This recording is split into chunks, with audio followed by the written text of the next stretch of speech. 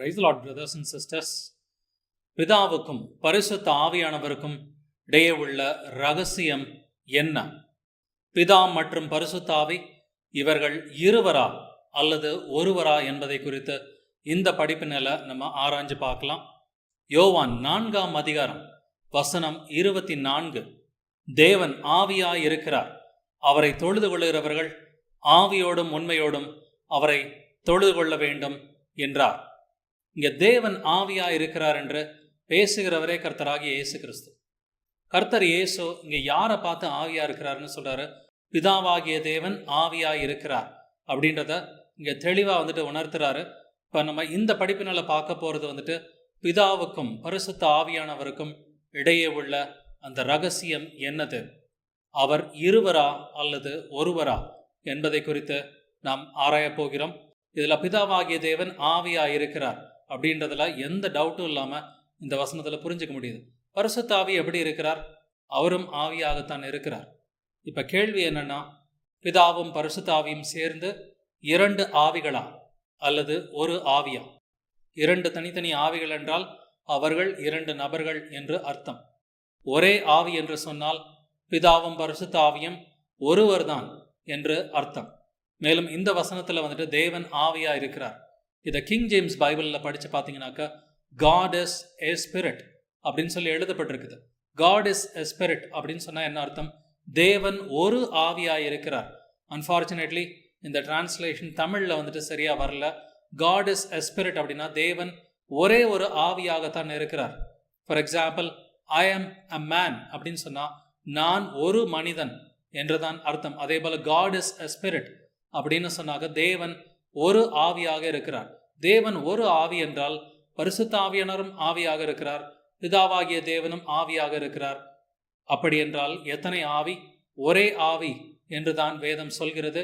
எபேசியர் 4ஆம் அதிகாரம், 1 கொரிந்தியர் 12ஆம் அதிகாரம், பிலிப்பியர் 1 அதிகாரம், இதுல அநேக இடங்கள்ல தேவன் ஆவியாக இருக்கிறார்ன்றது மட்டுமல்ல, தேவன் ஒரே ஆவியாக இருக்கிறார் என்பதை நம்மால் வாசிக்க முடிகிறது. 2 கொரிந்தியர் 3ஆம் அதிகாரம் 17 முதல் 18 வசனங்கள். கர்த்தரே ஆவியானவர், கர்த்தருடைய ஆவி எங்கேயோ அங்கே விடுதலையும் உண்டு. நாம் எல்லாரும் திறந்த முகமாய் கர்த்தருடைய மகிமையை கண்ணாடியிலே காண்கிறது போல கண்டு ஆவியாயிருக்கிற கர்த்தரால் அந்த சாயலாகத்தானே மகிமையின் மேல் மகிமையடைந்து மறுரூபமாக்கப்படுகிறோம். மகிமையின் மேல் மகிமையடைந்து மறுரூபப்படுகிறோம். இந்த வசனத்துல கவனிச்சு பாருங்க. கர்த்தரே ஆவியானவர். கர்த்தரே ஆவியானவர்னா, கர்த்தர்னா பழைய ஏற்பாட்டில் யாரு? பிதாவாகிய தேவன் தான் கர்த்தர். கர்த்தரே ஆவியானவர்னா பிதாவாகிய தேவன் எப்படி இருக்கிறார்? அவர் ஆவியாய் இருக்கிறார் என்பதை நாம் புரிந்து கொள்கிறோம். மேலும் அவர் ஆவியாக இருப்பதனால்தான் அவரை பார்த்து பரிசுத்த ஆவி என்று நாம் அழைக்கிறோம். பிதாவும் பரிசுத்த ஆவியும் ஒரே ஆவி என்பதை நாம் விசுவசிக்க வேண்டும். அதை பத்தி மட்டும்தான் வேதத்துல எழுதப்பட்டிருக்குது. பிதா தனி ஆவி, பரிசுத்த ஆவி தனி ஆவி என்று இரண்டு ஆவிகளை பற்றி வேதத்தில் எழுதப்படவில்லை என்பதை நாம் உணர்ந்து கொள்ள வேண்டும். மேலும் கர்த்தர் ஆவியாகத்தான் இருக்கிறார் என்பதை அடுத்த வசனமும் நமக்கு தெளிவாக உணர்த்துது. 18வது வசனத்துல ஆவியாய் இருக்கிற கர்த்தரால் அப்படின்னு எழுதப்பட்டிருக்கு. கர்த்தர் எப்படி இருக்கிறாரு? ஆவியாய் இருக்கிற கர்த்தர் அப்படின்னு சொல்லி எழுதப்பட்டிருக்குது. பிதாவாகிய தேவனுக்கு உருவம் கிடையாது. பிதாவாகிய தேவனுக்கு அவருக்கு கை கால் அப்படின்னு சொல்லி மனிதனுக்கு ஒரு உருவம் கொடுப்பது போல அவருக்கு உருவம் கிடையாது. அப்படியானால் பிதாவுக்கு வலது பாரிசத்திலே இயேசு கிறிஸ்து உட்கார்ந்திருக்கிறார் அப்படின்னு சொன்னா நமக்கு வலது கை இருக்கிறதுனால வலது பாரிசம் என்று சொல்கிறோம். அப்ப பிதாவுக்கு வலது கை இருக்குதா, அதனாலதான் வலது பாரிசம் என்று சொல்கிறோமா? பிதா ஆவியாகத்தானே இருக்கிறார் அப்படின்னா வலது பாரிசத்துக்கு என்ன அர்த்தம்? இதை குறித்து நம்ம இன்னொரு படிப்பினால நம்ம ஆராய்ந்து பார்க்கலாம். ஸோ முதலாவது, பிதாவானவர் எப்படி இருக்கிறார்? யோவான் 4:24 சொல்றது போல பிதாவானவர் ஆவியா இருக்கிறார். அதுபோல 2 கொரிந்தியர் 3:17 கர்த்தர் ஆவியானவர்னு சொல்லி எழுதப்பட்டிருக்குது. 2 கொரிந்தியர் 3:18 ஆவியா இருக்கிற கர்த்தர் அப்படின்னு சொல்லி எழுதப்பட்டிருக்குது. அப்படியானால் கர்த்தர் தேவன் எப்படி இருக்கிறார்? அவர் ஆவியா இருக்கிறார். அவர் பரிசுத்தமானவராய் இருப்பதனால அவரை பார்த்து பரிசுத்த ஆவி என்று நாம் அழைக்கிறோம். பரிசுத்த ஆவியானவரும் பிதாவும் அவர் ஒரு நபர். பிதாதான் பரிசுத்த ஆவி, பரிசுத்த ஆவிதான் பிதா என்பதை நாம் விசுவசிக்க வேண்டும். யூதர்கள் இன்னைக்கு வரைக்கும் இப்படிதான் விசுவசிக்கிறாங்க. பழைய ஏற்பாட்டிலே அநேக முறை பரிசுத்த ஆவியை பற்றி எழுதப்பட்டிருக்குது. அவர்கள் என்னைக்குமே பரிசுத்த ஆவியானவரை பார்த்து தனி நபர் அப்படின்னு சொல்லி அவர்கள் சொன்னதே கிடையாது. திருத்துவக்காரர்களால வந்த குழப்பம் தான் இது. இது ட்ரினிடேரியன்ஸ் வந்திருக்கிற ஒரு கள்ள போதகமே ஒழிய பரிசுத்த ஆவியானவர் தனி நபர் கிடையாது. பிதாவும் பரிசுத்த ஆவியானவரும் ஒரே நபராகத்தான் இருக்கிறார். ஸ்பிரிட் ஆஃப் த லார்ட், அதாவது கர்த்தருடைய ஆவியானவர் அப்படிங்கிற வார்த்தை நமக்கு தேவனுடைய வார்த்தையில 31 முறை இடம்பெறுது. ஸ்பிரிட் ஆஃப் த லார்ட், கர்த்தருடைய ஆவியானவர் அப்படிங்கிற வார்த்தை. இந்த வார்த்தையை நல்லா கவனிச்சு பாருங்க. கர்த்தருடைய ஆவியானவர், பரிசுத்த ஆவியானவர் யாரு? கர்த்தருடைய ஆவியானவர். கர்த்தர்னா யாரு? பிதாவாகிய தேவன். பிதாவாகிய தேவனுடைய ஆவிக்கு பெயர் தான் பரிசுத்த ஆவி, அதாவது கர்த்தருடைய ஆவியானவர். இதுக்கு ஒரு வசனம் படிக்கலாம். நியாயாதிபதிகளின் புஸ்தகம் அதிகாரம் 6 வசனம் 34. அப்பொழுது கர்த்தருடைய ஆவியானவர் கிதியோன் மேல் இறங்கினார். பரிசுத்த ஆவியானவர் யாருங்க? கர்த்தருடைய ஆவிக்கு பெயர் தான் பரிசுத்த ஆவி. இப்ப மனிதன் இருக்கான். ஒரு மனிதனுக்கு ஆவி, ஆத்மா, சரீரம் இருக்கிறது. அந்த மனிதனையும் அந்த மனிதனுடைய ஆவியை இரண்டாக பிரித்து இவர்கள் 2 நபர்கள் அப்படின்னு சொல்ல முடியுமா? நம்ம பேதுருவை எடுத்துக்கோம். பேதுருவுக்கு ஆவி, ஆத்மா, சரீரம் இருக்கு.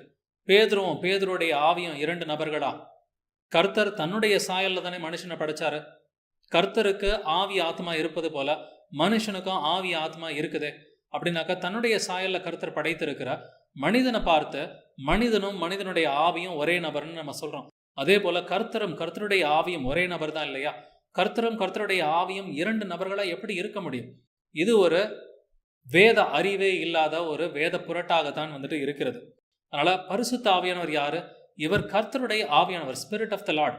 இதை குறித்து புதிய ஏற்பாட்டிலையும் வசனங்களை நம்ம படிக்கிறோம். எபேசியர் 4ஆம் அதிகாரம் வசனம் 30. அன்றியும் நீங்கள் மீட்கப்படும் நாளுக்கென்று முத்திரையாக பெற்ற தேவனுடைய பரிசுத்த ஆவியை துக்கப்படுத்தாதீர்கள். பரிசுத்த ஆவி யாரு? தேவனுடைய பரிசுத்த ஆவி, ஸ்பிரிட் ஆஃப் த லார்ட், தேவனுடைய பரிசுத்த ஆவி.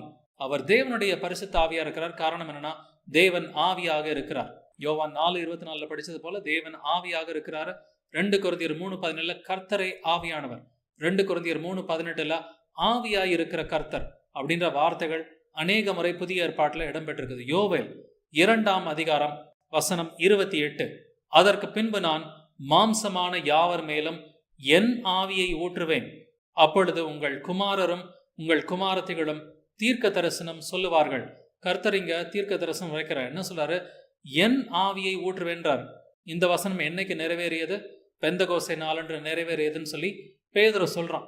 நீங்க அப்போஸ்தலர் 2ஆம் அதிகாரம் படிச்சு பாத்தீங்கன்னாக்க பரிசுத்த ஆவியானவர் சீஷர்கள் மேல ஊத்தப்பட்டப்ப அந்த 120 பேர் மேல ஊற்றப்பட்டு அவர்கள் அந்நிய பாஷைகளை பேசும் பொழுது அப்போஸ்தலன் பேதுரு என்ன சொல்றான்? இந்த வசனம் இன்றைக்கு நிறைவேறியதுன்னு சொல்லி சொல்றான். ஆனா பழைய ஏற்பாட்டுல யோவேல்ல என் ஆவின்னு சொல்லி பிதா சொல்றாரு. பரிசுத்த ஆவியை பார்த்து தான் என் ஆவின்னு சொல்லி இருக்கிறார். அதனாலதான் என் ஆவியை ஊற்றுவேன்னு சொல்லப்பட்டது. பரிசுத்த ஆவி ஊற்றப்பட்டப்ப அந்த வசனம் நிறைவேறியது. கர்த்தருடைய ஆவியானவர் என் ஆவின்னு சொல்லும் பொழுது பரிசுத்த ஆவியை பார்த்துதான் என் ஆவின்னு சொல்றாரு. பிதாவாகிய தேவனும் பரிசுத்த ஆவியானவரும் ஒரே நபர் என்பதற்கு இந்த வசனமும் ஒரு சாட்சியா இருக்குது.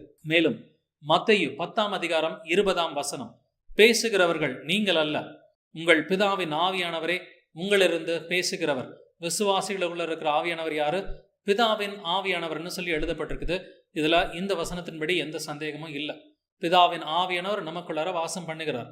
மார்க் 13ஆம் அதிகாரம் 11ஆம் வசனம் இதனுடைய பேரலல் வர்ஸ். மத்தேயு 10:20 பேரலல் வசனம் தான் மார்க் 13:11. அவர்கள் உங்களை கொண்டு போய் ஒப்பு கொடுக்கும் போது நீங்கள் என்ன பேச வேண்டும் என்று முன்னதாக கவலைப்படாமலும் சிந்தியாமலும் இருங்கள். அந்நாளிகளே உங்களுக்கு எது அருள் செய்யப்படுமோ அதையே பேசுங்கள். ஏனெனில் பேசுகிறவர்கள் நீங்கள் அல்ல, பரிசுத்த ஆவியே பேசுகிறவர். கவனிச்சு பாருங்க. மத்தேயு 10:20 பிதாவின் ஆவியானவர்னு எழுதப்பட்டிருக்குது, உங்களிலிருந்து பேசுகிறவர். ஆனா மார்க் 13:11 பரிசுத்த ஆவியவே பேசுகிறவர். அப்படின்னாக்க பிதாவின் ஆவியும் பரிசுத்த ஆவியும் ஒரே ஆவி என்பதை இந்த வசனங்கள்ல இருந்து நம்மளால புரிஞ்சுக்க முடியும். எபேசியர் 4ஆம் அதிகாரம் 4ஆம் வசனம், உங்களுக்கு உண்டான அழைப்பினாலே நீங்கள் ஒரே நம்பிக்கைக்கு அழைக்கப்பட்டது போல ஒரே சரீரமும் ஒரே ஆவியும் உண்டு. கவனிச்சு பாருங்க, எத்தனை ஆவி? ஒரே ஆவி என்பதை இந்த வசனத்துல படிக்கிறோம். பிதாவும் ஆவியாயிருக்கிறார், பரிசுத்த ஆவியும் ஆவியாயிருக்கிறார். எத்தனை ஆவி? எபேசியர் 4:4 படி ஒரே ஆவியாய் இருக்கிறார். எபேசியர் 4ஆம் அதிகாரம் 5ஆம் வசனம், ஒரே கர்த்தரும் ஒரே விசுவாசமும் ஒரே ஞான ஸ்நானமும் அப்படின்னு எழுதப்பட்டிருக்கு. எத்தனை கர்த்தர்? ஒரே கர்த்தர். அந்த கர்த்தர் எப்படி இருக்கிறார்? கர்த்தரே ஆவியானவர். அப்படின்னு 2 கொரிந்தியர் 3:17 எழுதப்பட்டிருக்கு. ஒரே கர்த்தர், அவர் ஒரு ஆவியாக இருக்கிறார். அதனாலதான் எபேசியர் 4:4 ஒரே ஆவின்னு சொல்லி எழுதப்பட்டிருக்குது. எபேசியர் 4:5 ஒரே கர்த்தர். ரெண்டுமே ஒரே விதமான வார்த்தைகள் தான். ஒரே கர்த்தர், ஒரே ஆவி, ரெண்டு ஒன்று தான். ஏன்னா கர்த்தர் எப்படி இருக்கிறார்? அவர் ஆவியாக இருப்பதனால் ஒரே கர்த்தரும் ஒரே ஆவியும் என்பது அழகா இங்க ஹார்மனைஸ் ஆகி சின்க்ரனைஸ் ஆகிறத பார்க்க முடியுது. 1 கொரிந்தியர் 6:17 அப்படியே கர்த்தரோடு இசைந்திருக்கிறவனும் அவருடனே ஒரே ஆவியாய் இருக்கிறான். நம்மளுக்குள்ளார 3 ஆவிலாம் செயல்படல. பிதாவின் ஆவி, குமாரனின் ஆவி, பரிசுத்த ஆவி அப்படின்னு சொல்லி 3 ஆவிகளை பத்தி புதிய ஏற்பாட்டில் எழுதப்பட்டிருக்குது. ஆனாலும் பிதாவின் ஆவியும், குமாரனுடைய ஆவியும், கிறிஸ்துவின் ஆவியும், பரிசுத்த ஆவியும் இது ஒரே ஆவி அப்படிங்கிறத இந்த வசனத்திலிருந்து புரிஞ்சுக்கிறோம்.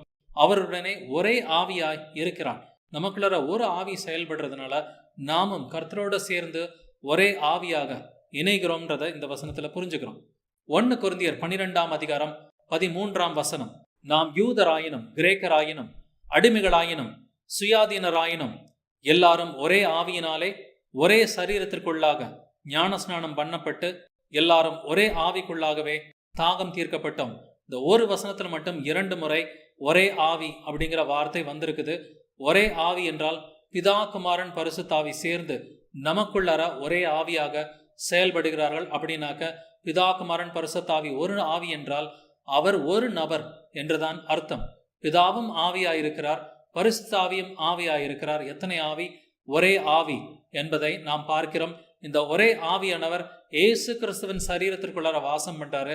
அல்ல, இயேசு கிறிஸ்துவின் சரீரத்துக்குள்ளார இருந்தவர் யார்? அவர் பிதாவாகிய தேவன்.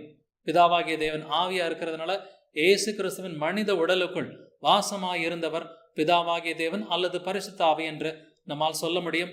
பரிசுத்த ஆவியும் பிதாவாகிய தேவனும் ஒரு நபராக ஒரே ஆவியாக இருக்கிறார். நமக்கு ஒரே தேவன் தான் இருக்கிறார். பிதாவும் பரிசுத்த ஆவியினரும் ஒரே நபர் என்பதை நாம் விசுவசிக்க வேண்டும். பிதாவும் ஆவியா இருக்கிறார், பரிசுத்த ஆவியும் ஆவியா இருக்கிறார். இந்த ஆவியானவர் குமாரனுக்குள்ளார அவர் செயல்பட்டார். குமாரன் மாம்சத்திலே வந்தார். அதனாலதான் மாம்சத்தில் வந்த குமாரனுக்குள்ளார தேவத்துவத்தின் பரிபூரணம் எல்லாம் வாசமா இருந்தது அப்படிங்கிறத கொலோசியர் 2:9 நாம் படிக்கிறோம். மனிதனுக்கும் ஆவி, ஆத்மா, சரீரம் இருக்கிறது. ஒரு மனிதனையும் அவனுடைய ஆவியையும் 2 நபர்களாக நம்மால் பிரிக்க முடியாது. அதே போல தேவனையும், தேவனுடைய ஆவியா இருக்கிற பரிசுத்த ஆவியையும் 2 நபர்களாக நம்மால் பிரிக்க முடியாது. தேவனுக்கும் ஆவி, ஆத்மா, சரீரம் இருக்குது. சரீரத்துல தான் இயேசு கிறிஸ்து வந்தார் அப்படிங்கிறத நம்ம பார்க்கிறோம். அவர் உயிர்த்த பிறகும் அவருக்கு ஒரு ஆவிக்குரிய சரீரம், மகிமைக்குரிய சரீரம் இருந்ததை நம்மால் புரிந்து கொள்ள முடியும். 1 கொரிந்தியர் 2:11 மனுஷனில் உள்ள ஆவியை அன்றி மனுஷரில் எவன் மனுஷருக்குரியவைகளை அறிவான்?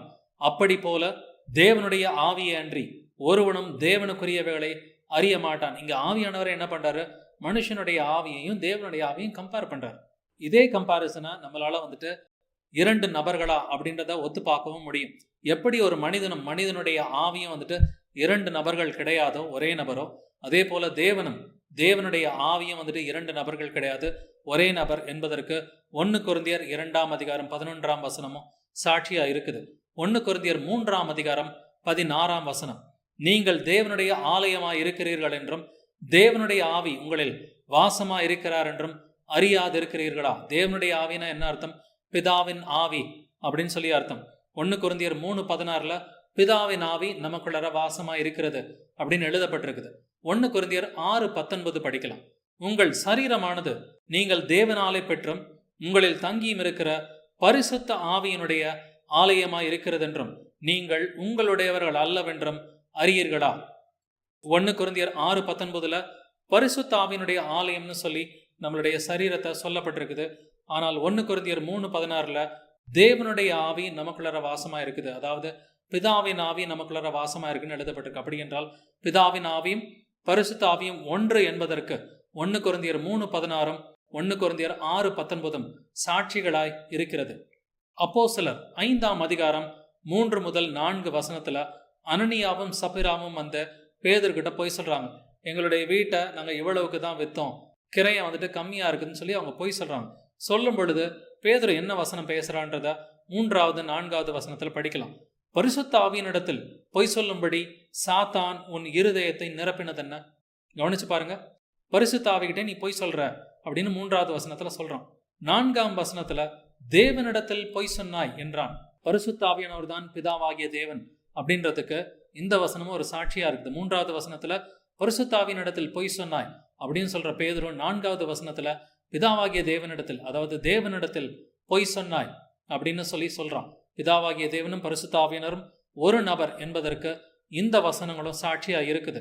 கர்த்தர் இயேசு எப்படி மாம்சத்தில் பிறந்தார் அப்படிங்கிறதை நம்ம கவனிச்சு பார்க்கணும். கர்த்தராகிய இயேசு கிறிஸ்துவின் பிதா யார் என்பதையும் நம்ம வசனத்தின்படி நிதானிக்கணும். இயேசுவின் பிதா யார் என்பதற்கான வசனங்களை பார்க்கலாம். மத்தேயு 1 அதிகாரம் 18ஆம் வசனம் மற்றும் 20ஆம் வசனம். இயேசு கிறிஸ்துவனுடைய ஜனனத்தின் விவரமாவது, அவருடைய தாயாகிய மரியாள் யோசேப்புவுக்கு நியமிக்கப்பட்டிருக்கையில் அவர்கள் கூடி வருமுன்னே அவள் பரிசுத்த ஆவியினாலே கர்ப்பவதியானாள் என்று காணப்பட்டது. அவன் இப்படி சிந்தித்துக் கொண்டிருக்கையில் கர்த்தருடைய தூதன் சொப்பனத்தில் அவனுக்கு காணப்பட்டு, தாவீதின் குமாரனாகிய யோசேப்பே, உன் மனைவியாகிய மரியாளை சேர்த்துக் கொள்ள ஐயப்படாதே, அவளிடத்தில் உற்பத்தியாயிருக்கிறது பரிசுத்த ஆவியினால் உண்டானது. கவனிச்சு பாருங்க. 18ஆம் வசனத்துல அவள் பரிசுத்த ஆவியினாலே கர்ப்பவதியானாள். பரிசுத்த ஆவியினால கர்ப்பவதியானாள்னு சொன்னாக்க குமாரனுடைய பிதா யார்? இயேசு கிறிஸ்துவின் பிதா பரிசுத்த ஆவியானவர் இல்லைங்களா? ஏன்னா பரிசுத்த ஆவியினாலதான் மரியாள் கர்ப்பவதி ஆயிருக்கிறாங்க. அப்படின்னு சொன்னாக்க இயேசு கிறிஸ்துவின் தந்தை பரிசுத்த ஆவியானவர்ன்றதுல எந்த டவுட்டும் கிடையாது. 20ஆம் வசனத்துல தூதன் என்ன சொல்றான்? அவளிடத்தில் உற்பத்தியா இருக்கிறது பரிசுத்த ஆவியினால் உண்டானது. செகண்ட் கன்ஃபர்மேஷன் இங்க கிடைச்சிருக்குது. மரியாள் யாருனால கர்ப்பமானாங்க? பரிசுத்த ஆவியினால கர்ப்பமானாங்க. அப்படின்னு சொன்னாக்க இயேசு கிறிஸ்துவின் பிதா யார்? பரிசுத்த ஆவியானவர். இயேசு கிறிஸ்துவின் பிதா பரிசுத்த ஆவியானவரா இருக்க யோவான் 5வது அதிகாரத்துல இயேசு யாரை பத்தி பேசுறாருன்றதை பார்க்கலாம். யோவான் 5ஆம் அதிகாரம் வசனம் 17 முதல் 18 வரை. இயேசு அவர்களை நோக்கி, என் பிதா இதுவரைக்கும் கிரியை செய்து வருகிறார், நானும் கிரியை செய்து வருகிறேன் என்றார். அவர் ஓய்வு நாள் கட்டளையை மீறினதும் அல்லாமல் தேவனை தம்முடைய சொந்த பிதா என்றும் சொல்லி தம்மை தேவனுக்கு சமமாக்கினபடியினாலே யூதர்கள் அவரை கொலை செய்யும்படி அதிகமாய் வகை தேடினார்கள். இயேசு கிறிஸ்து யோவான் 5:17 என் பிதா என்று பிதாவாகிய தேவனை குறித்து பேசுறார். மற்றும் யோவான் 5:18 தேவனை தம்முடைய சொந்த பிதா என்றும் சொல்லி அப்படின்னு எழுதப்பட்டிருக்குது. இயேசு கிறிஸ்து என்ன சொல்றாரு? என்னுடைய பிதாவானவர் பரலோக பிதா அப்படின்னு சொல்றாரு. ஆனால் மத்தேயு 1:18 இயேசு கிறிஸ்துவின் பிதா பரிசுத்தாவின் எழுதப்பட்டிருக்கு. அப்படின்னா என்ன அர்த்தம்? பரிசுத்தாவியும் பிதாவாகிய தேவனும் ஒரு நபர் என்றுதான் அர்த்தம் இல்லைங்களா? மரியாள் பரிசுத்தாவினால கர்ப்பமாயிருக்க இயேசு கிறிஸ்து பிதாவாகிய தேவனை பார்த்து பிதான்னு சொல்லும் பொழுது பரிசுத்தாவியினரும் பிதாவானவரும் ஒருவராய் இருக்கிறார். நாம் புரிந்து கொள்ள வேண்டிய இன்னொரு காரியம் என்னன்னாக்க, குமாரனாகிய தேவன் பழைய ஏற்பாட்டிலலாம் கிடையவே கிடையாது. குமாரன் இருக்கிறாரு. தேவகுமாரன்ற வார்த்தை வேதத்துல இருக்குது. குமாரனாகிய தேவன்ற வார்த்தை வேதத்துல கிடையவே கிடையாது. காட் த சன் அப்படின்ற வார்த்தை கிடையாது. சன் ஆஃப் காட் அப்படின்ற வார்த்தை தான் இருக்குது. புதிய ஏற்பாட்டில் சன் ஆஃப் மேன்ன்ற வார்த்தையும் பார்க்குறோம், சன் ஆஃப் காட்ன்ற வார்த்தையும் பார்க்குறோம். மனுஷகுமாரன், தேவகுமாரன், இந்த 2 வார்த்தைகளும் புதிய ஏற்பாட்டில் இருக்குது. ஆனா குமாரனாகிய தேவன் அப்படிங்கிற வார்த்தை கிடையாது. ஏசு கிறிஸ்து முன்கூட்டியே குமாரனாகிய தேவனா இருக்கிறார்னு சொல்லி திருத்துவக்காரர்கள் சொல்றாங்க. இது முழுக்க போய் பழைய ஏற்பாட்டில் ஏசு கிறிஸ்து ஆவியாகத்தான் இருக்கிறார் அப்படின்றத, கிறிஸ்துவின் ஆவியானவர் அப்படிங்கிற வார்த்தையை நம்ம 1 பேதுரு 1:11 பார்க்குறோம். பழைய ஏற்பாட்டில் இயேசு கிறிஸ்து வார்த்தையாக இருக்கிறார், ஆவியாக இருக்கிறாரே வழிய அவர் ஆவியாக இருந்ததுனால தான் அந்த ஆவியானவரே மரியாளின் கர்ப்பத்துக்குள்ளார இருந்தார். அப்படி குமாரன் பழைய ஏற்பாட்டில் இருந்திருந்தார்னா குமாரன் தான் மரியாளோட கர்ப்பத்தில் வந்திருக்கணுமே ஒழிய ஆவியானவர் வரணுன்ற அவசியம் கிடையாது. ஸோ இயேசுவின் பிதா யார்? இயேசுவின் பிதா பரிசுத்த ஆவி. இயேசுவின் பிதா பிதான்னு எழுதப்பட்டிருக்கு. அப்படின்னு சொன்னாக்க பிதா ஒருவர் தான். பிதாவும் பரிசுத்த ஆவியானவரும் ஒரே நபர் என்பதை நாம் புரிந்து கொள்கிறோம். மேலும் இயேசுக்குள்ளார வாசமாக இருந்து இயேசு கிறிஸ்துவுக்கு கட்டளைகள் கொடுத்தது யார்? பிதாவானவர் அப்படின்றத நம்ம புரிஞ்சுக்கிறோம். இயேசு கிறிஸ்துவுக்குள்ளார வாசமாக இருந்த அந்த ஆவி பிதாவின் ஆவி, அதாவது பரிசுத்த ஆவி என்பதை நாம் புரிந்து கொள்கிறோம். இயேசுவின் கட்டளைகள் பிதாவின் கட்டளைகள் அப்படின்றத நம்ம பார்க்கிறோம். யோவான் 12ஆம் அதிகாரம் 49ஆம் வசனம். நான் சுயமாய் பேசவில்லை, நான் பேச வேண்டியது என்னதென்றும் உபதேசிக்க வேண்டியது என்னதென்றும் என்னை அனுப்பின பிதாவை எனக்கு கட்டளையிட்டார். இயேசுவின் கட்டளைகள் எப்படி வந்த கட்டளைகள்? நான் சுயமாய் பேசவில்லை அப்படின்னு சொல்றாரு. நான் பேச வேண்டியதை பிதாவை எனக்கு கட்டளையிட்டார். அப்ப இயேசு கிறிஸ்துவுக்குள்ளார இருந்த ஆவி பிதாவின் ஆவியா இருக்கிறதுனால அந்த கட்டளைகளும் பிதாவின் கட்டளைகளா வருதுன்றதை நம்ம பார்க்கிறோம். அப்போஸ்தலர் முதல் அதிகாரம் முதல் வசனத்துல அந்த கட்டளைகள் பரிசுத்தாவின் கட்டளைகள்னு சொல்லி எழுதப்பட்டிருக்கு. அப்போஸ்தலர் முதல் அதிகாரம் முதல் வசனம், தெயோபேலுவே, இயேசுவானவர் தாம் தெரிந்து கொண்ட அப்போஸ்தலருக்கு பரிசுத்த ஆவியினாலே கட்டளையிட்ட பின்பு. கவனிச்சு பாருங்க, யோவான் 12:49 பிதாவானவருடைய கட்டளைன்னு எழுதியிருக்குது. அப்போஸ்தலர் 1:1 இயேசுவானவர் கொடுத்த கட்டளைகள் பரிசுத்த ஆவியின் கட்டளைகள்னா என்ன அர்த்தம்? பிதாவானவரும் பரிசுத்த ஆவியானவரும் ஒரே நபர் என்பதற்கு இந்த வசனங்களும் சாட்சி வசனங்களா இருக்குது. பரிசுத்தர் யார்? பழைய ஏற்பாட்டுல பரிசுத்தர் ஒருவரேன்னு எழுதியிருக்குது, புதிய ஏற்பாட்டிலையும் பரிசுத்தர் ஒருவரேன்னு சொல்லி எழுதியிருக்குது. அப்ப நமக்கு எத்தனை பரிசுத்தர் இருக்கிறாங்க? ஆவியானவரையும் பார்த்து பரிசுத்த ஆவியானவர்னு சொல்றோம். தேவனையும் பரிசுத்தர், நான் பரிசுத்தர் அப்படின்னு சொல்லி தேவன் வந்துட்டு பழைய ஏற்பாட்டிலையும் சொல்லியிருக்கிறாரு, புதிய ஏற்பாட்டிலையும் சொல்லியிருக்கிறார். எத்தனை பரிசுத்தர் நமக்கு இருக்கிறாங்க அப்படின்றத வசனத்துல பார்க்கலாம். ஒரே ஒரு பரிசுத்தர் என்று வேதம் சொல்கிறது. வெளிப்படுத்தின விசேஷம் 15ஆம் அதிகாரம் 4ஆம் வசனம், கர்த்தாவே, யார் உமக்கு பயப்படாமலும் உமது நாமத்தை மகிமைப்படுத்தாமலும் இருக்கலாம்? தேவரீர் ஒருவரே பரிசுத்தர், எல்லா ஜாதிகளிலும் வந்து உமக்கு முன்பாக தொழுது கொள்வார்கள். எத்தனை பேர் பரிசுத்தர்? தேவரீர் ஒருவரே பரிசுத்தர். ஒருவர் தான் பரிசுத்தர் என்றால் பழைய ஏற்பாட்டுல பிதாவாகிய தேவன் நான் பரிசுத்தர் அப்படிங்கிறார். ஆவியானவரை பார்த்து நாம் பரிசுத்த ஆவின்னு சொல்லி சொல்றோம். அப்படின்னு சொன்னா எத்தனை பரிசுத்தர்? 2 பரிசுத்தரா? இல்லையே, நமக்கு ஒரே ஒரு பரிசுத்தர் தான் இருக்கிறார்.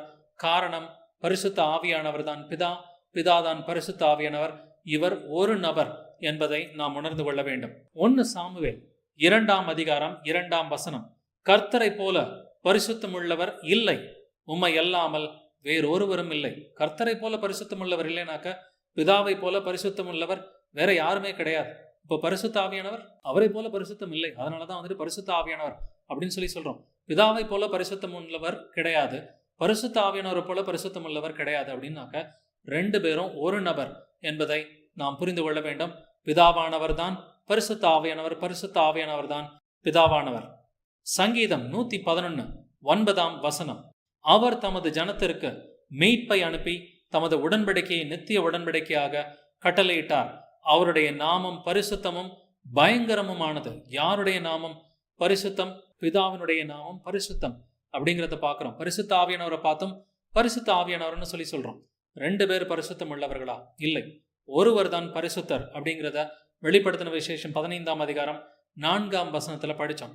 மேலும் இங்கிலீஷ் பைபிள்ல பாத்தீங்கன்னா த ஹோலி ஒன் அப்படிங்கிற வார்த்தை 41 முறை வருது. த ஹோலி ஒன் ஆஃப் இஸ்ரேல் அப்படின்ற இந்த ஃப்ரேஸும் த ஹோலி ஒன் அப்படிங்கிற ஃப்ரேஸும் வந்துட்டு 41 முறை. இது தமிழ்ல வந்துட்டு பாத்தீங்கன்னாக்க சரியான டிரான்ஸ்லேஷன் த ஹோலி ஒன், ஒன்னு சொன்னா ஒருவர், பரிசுத்தம் உள்ளவர் ஒருவர் தான். அதனாலதான் தி ஹோலி ஒன், தீனாக்க அவர் ஒருவர் தான். ஹோலி ஒன், ஒன்னு சொன்னா ஒருவர் தான் பரிசுத்தர். சங்கீதம் 89:18 இதை இங்கிலீஷ்ல படிச்சு பார்க்கலாம். Psalms 89:18, for the Lord is our defense and the Holy One of Israel is our king. The Holy One அப்படின்னா என்ன அர்த்தம்? பரிசுத்தம் உள்ளவர் ஒருவர் தான். தி ஹோலி ஒன் ஆஃப் இஸ்ரேல், இஸ்ரவேலின் பரிசுத்தர் அப்படின்றது பர்ஃபெக்டான டிரான்ஸ்லேஷன் கிடையாது. தி ஹோலி ஒன் ஆஃப் இஸ்ரேல் அப்படின்னு சொன்னாக்க இஸ்ரவேலின் பரிசுத்தர் வந்துட்டு ஒருவர் மட்டும்தான். 2 பரிசுத்தர் 3 பரிசுத்தருக்கு வேதத்துல இடமே கிடையாது. ஒருவர் மட்டும்தான் பரிசுத்தரா இருக்கிறார். த ஹோலி ஒன் அப்படிங்கிற இந்த வார்த்தை வந்துட்டு 41 முறை நம்முடைய தேவனுடைய வார்த்தையில வந்துட்டு எழுதப்பட்டிருக்குது. ஆவிகளின் பிதா என்றும் பிதாவுக்கு இன்னொரு பெயர் இருக்குது. எபிரேயர் 12ஆம் அதிகாரம் 9ஆம் வசனம், அன்றியும் நம்முடைய சரீரத்தின் தகப்பன்மார்கள் நம்மை சிட்சிக்கும் போது அவர்களுக்கு நாம் அஞ்சி நடந்திருக்க நாம் பிழைக்கத்தக்கதாக ஆவிகளின் பிதாவுக்கு வெகு அதிகமாய் அடங்கி நடக்க வேண்டும் அல்லவா? ஆவிகளின் பிதா யார்? பிதாவாகிய தேவன் தான் ஆவிகளின் பிதா. இப்ப பரிசுத்த ஆவியானவர் யார்? பரிசுத்த ஆவியானவரும் ஆவியானவர் தான். ஆவிகளின் பிதா பிதாவாகிய தேவன், பரிசுத்த ஆவியானவரும் ஆவிகளின் பிதா. அப்படின்னா இவர் வந்துட்டு ஒரு நபரே ஒழிய 2 நபர்கள் கிடையவே கிடையாது. பிதாதான் பரிசுத்தாவி, பரிசுத்த ஆவியானவர் தான் பிதாவாக இருக்கிறார். ஆதியாகமம் 2ஆம் அதிகாரம் 7ஆம் வசனத்தில் தேவனாகிய கர்த்தர் மனுஷனை பூமியில் மண்ணினாலே உருவாக்கி ஜீவ சுவாசத்தை அவன் நாசியிலே ஊதினார். மனுஷன் ஜீவ ஆத்மாவானான். ஜீவ சுவாசத்தை ஊதுகிறவர் வந்துட்டு பிதாவே ஜீவ சுவாசத்தை ஊதுறாரு. காரணம் என்னன்னாக்கா அவர் தான் ஆவிகளின் பிதா. பிதாவானவர் ஆவிகளின் பிதாவா இருக்கிறதுனால, பிதாவானவர் பரிசுத்த ஆவியானவரா இருக்கிறதுனால, கர்த்தர் ஆவியா இருக்கிறதுனால அவர் அந்த சுவாசத்தை அவரே கொடுக்கிறார். அவர் செப்பரேட்டா பரிசுத்த ஆவியானவர் அப்படிங்கிற இன்னொருவரை வச்சு அவர் அந்த ஆவியை கொடுக்கல. ஏன்னா பிதாவும் பரிசுத்த ஆவியும் தனித்தனி நபர்களாக இருந்திருந்தாக்க பிதாவானவர் என்ன பண்ணியிருக்கணும், இவனுக்கு ஜீவ சுவாசத்தை கொடுக்கும் பொழுது பரிசுத்த ஆவி அப்படிங்கிற இன்னொரு நபரை பயன்படுத்தி இருக்கணும் அந்த ஜீவ சுவாசத்தை கொடுக்கறதுக்கு. ஆனா பிதாவானவர் அப்படி செய்யல. ஜீவ சுவாசத்தை அவன் நாசியிலே ஊதினார் என்று எழுதியிருக்குது. பிதாவானவரே ஊதினார் அப்படின்னு சொன்னா பிதாவானவரே பரிசுத்த ஆவியானவராக இருப்பதனால் பிதாவானவரே அந்த ஜீவ சுவாசத்தை ஆதாமுடைய நாசியிலே ஊதினார் அப்படிங்கிறத பார்க்கிறோம். மேலும் பரிசுத்த ஆவியானவருக்கு இன்னொரு பெயர் தேற்றரவாளன் அப்படிங்கிற பெயரை வந்துட்டு பார்க்கிறோம். யார் தேற்றரவாளன்? பரிசுத்த ஆவியானவர் தான் தேற்றரவாளன் அப்படிங்கிறத பார்க்கிறோம். யோவான் 14:16, John 14:16, நான் பிதாவை வேண்டிக் கொள்வேன், அப்பொழுது என்றென்றைக்கும் உங்களுடனே கூட இருக்கும்படிக்கு சத்திய ஆவியாகிய வேறொரு தேற்றரவாளனை அவர் உங்களுக்கு தந்தருள்வார். இந்த வசனத்தில் தெளிவா இருக்கிறது. தேற்றரவாளன் யார்? பரிசுத்த ஆவியானவர், கம்ஃபர்டர். இதுக்கு இங்கிலீஷ்ல பேரு கம்ஃபர்டர், கம்ஃபர்ட் அப்படிங்கிற அந்த வார்த்தையை நம்ம கவனிச்சு பார்க்கணும். 2 கொரிந்தியர் 1:3-4 வந்துட்டு பிதாவாகிய தேவன் தான் இங்க கம்ஃபர்ட் கொடுக்கிறாரு, அவர் தான் ஆறுதலை கொடுக்கிறாரு அப்படின்னு சொல்லி எழுதப்பட்டிருக்குது. 2 கொரிந்தியர் 1:3-4 நமது கர்த்தராகிய இயேசு கிறிஸ்துவின் பிதாவாகிய தேவனும் இரக்கங்களின் பிதாவும் சகலவிதமான ஆறுதலின் தேவனுமாய் இருக்கிறவருக்கு ஸ்தோத்திரம். தேவனால் எங்களுக்கு அருளப்படுகிற ஆறுதலினாலே எந்த உபத்திரவத்திலாகிலும் அகப்படுகிறவர்களுக்கு நாங்கள் ஆறுதல் செய்ய திராணி உள்ளவர்களாகும்படிக்கு எங்களுக்கு வரும் சகல உபத்திரங்களிலேயும் அவரே எங்களுக்கு ஆறுதல் செய்கிறவர். இதில் நல்லா கவனிச்சு பாருங்க. 3வது வசனத்துல பிதாவாகிய தேவன் அப்படிங்கிற வார்த்தை இருக்குது. அதே 3வது வசனத்துல சகல விதமான ஆறுதலின் தேவன் அப்படின்னு எழுதப்பட்டிருக்குது. ஆறுதலின் தேவன் யார்? பிதா. ஆனா ஆறுதல்னா என்னது? கம்ஃபர்ட். கம்ஃபர்டர் யாரு? பரிசுத்தாவி தானே கம்ஃபர்டர். பரிசுத்தாவி தானே தேற்றரவாளன். பரிசுத்தாவி தேற்றரவாளனா இருக்கும் பொழுது பிதா எப்படி கம்ஃபர்ட் கொடுக்க முடியும்? 2 பேரும் ஒருவரா இருந்தால்தான் பிதாவால கம்ஃபர்ட்டை கொடுக்க முடியும். அதான் பிதா வந்துட்டு ஆறுதலின் தேவன் சொல்லி எழுதப்பட்டிருக்குது. பிதாவானவரும் கம்ஃபர்டர் தான், பரிசுத்தாவியானவரும் கம்ஃபர்டர் தான். இருவர் அல்ல, ஒருவர் என்பதை நாம் உணர்ந்து கொள்ள வேண்டும். மேலும் பரிசுத்தமாகுதல், விசுவாசிகளின் பரிசுத்தமாகுதல் யாரால் உண்டாகிறது என்பதை நாம் புரிந்து கொள்ள வேண்டும். 1 பேதுரு 1:2 பிதாவாகிய தேவனுடைய முன்னறிவிப்பின்படியே ஆவியானவரின் பரிசுத்தமாக்குதலினாலே கீழ்ப்படிதலுக்கும் இயேசு கிறிஸ்துவனுடைய ரத்தம் தெளிக்கப்படுதலுக்கும் தெரிந்து கொள்ளப்பட்ட பரதேசிகளுக்கு எழுதுகிறதாவது. இந்த வசனத்துல தெளிவா நம்ம பார்க்கறது ஆவியானவர் தான் நம்மளை பரிசுத்தமாக்குகிறார் அப்படிங்கிறத பார்க்கிறோம். இதுல எந்த சந்தேகமும் கிடையாது. யூதா 1:1 இங்க பிதாவாகிய தேவன் தான் நம்மை பரிசுத்தமாக்குகிறார் என்று எழுதப்பட்டிருக்கிறது. யூதா 1 இயேசு கிறிஸ்துவனுடைய ஊழியக்காரனும் யாக்கோபினுடைய சகோதரனுமாயிருக்கிற யூதா பிதாவாகிய தேவனாலே பரிசுத்தமாக்கப்பட்டவர்களும் இயேசு கிறிஸ்துவினாலே காக்கப்பட்டவர்களும் ஆகிய அழைக்கப்பட்டவர்களுக்கு எழுதுகிறதாவது. இந்த வசனத்துல பிதாவாகிய தேவனாலே பரிசுத்தமாக்கப்பட்டவர்கள்னு யூதா 1 எழுதியிருக்குது. 1 பேதுரு 1:2 ஆவியானவரின் பரிசுத்தமாக்குதல் அப்படின்னு எழுதப்பட்டிருக்குது. அப்ப 2 பேருமே பரிசுத்தமாக்குறாங்கன்னா என்ன அர்த்தம்? பிதாவும் பரிசுத்த ஆவியானவரும் ஒரு நபர் என்பது இதுல இருந்தும் நமக்கு தெளிவா இருக்குது. இப்ப இந்த படிப்பினால நம்ம பார்த்தது பிதாவும் பரிசுத்த ஆவியானவரும் ஒரே நபர் என்பதை நாம் பார்த்தோம். மேலும் பிதா பரிசுத்த ஆவியா இருக்கிறார் என்பதையும் நாம் பார்த்தோம். பரிசுத்த ஆவியானவர் தான் பிதா, பிதாதான் பரிசுத்த ஆவியானவர் என்பதில் எந்த ஒரு சந்தேகமும் கிடையாது. இதுக்கு அடுத்த படிப்பினால நம்ம ஆராய்ந்து பார்க்க போகிற காரியம் இயேசு கிறிஸ்துவுக்கும் பரிசுத்த ஆவியானவருக்கும் இடையே உள்ள ரகசியம் என்ன? இதை குறித்து நம்ம அடுத்த படிப்பினால ஆராய்ந்து பார்க்கலாம். இந்த படிப்பினை சம்பந்தமா உங்களுக்கு கேள்விகள் இருந்தா ஸ்கிரீன்ல இருக்கிற மொபைல் நம்பருக்கு கால் பண்ணுங்க, இல்ல வாட்ஸ்ஆப்ல மெசேஜ் அனுப்புங்க. Praise the Lord Jesus. May God bless you.